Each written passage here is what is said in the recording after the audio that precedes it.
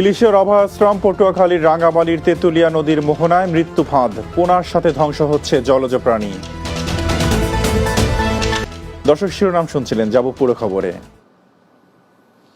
ইলিশের অভয়াশ্রম পটুয়াখালীর রাঙ্গামালির তেঁতুলিয়া নদীর মোহনা, যেখানে সমুদ্রের স্রোতের সাথে ভেসে আসে রূপালী ইলিশ, কিন্তু এখন সেই পথটাই মৃত্যু ফাঁদ।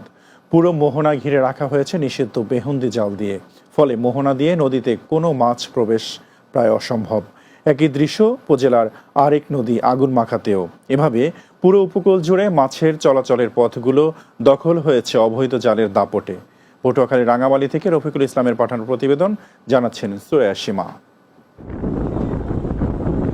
শুধু নদীপথ নয়, নদী ও সমুদ্রের মাঝে জেগে ওঠা ডুবচরগুলো ঘিরে ফেলা হচ্ছে চরঘেরা বাথা ও মশারি জাল দিয়ে। জোয়ারের সময় ডুবে থাকা চরগুলোর চারদিকে টানানো হয় জাল। ভাটার সময় পানি নেমে গেলে আটকা পড়ে অসংখ্য মাছ ও পোনা। অন্যদিকেও পটুয়াখালী রাঙ্গামালির উপকূলের কাছাকাছি চলছে ট্রলিং জালের তাণ্ডব, যেখানে মাছের পোনার সাথে ধ্বংস হচ্ছে জলজ প্রাণী।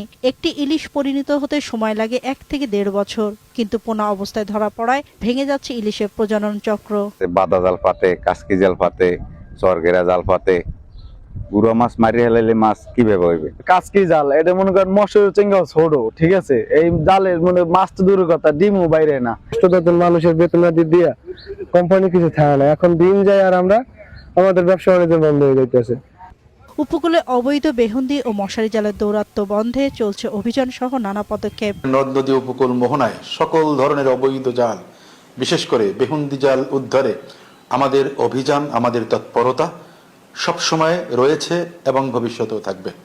বিশ্বের মোট 86% ইলিশ উৎপাদিত হয় বাংলাদেশের নদী ও সমুদ্রে, আর বাকি 14% ভারত ও মিয়ানমারে। Desk report, Bangla TV.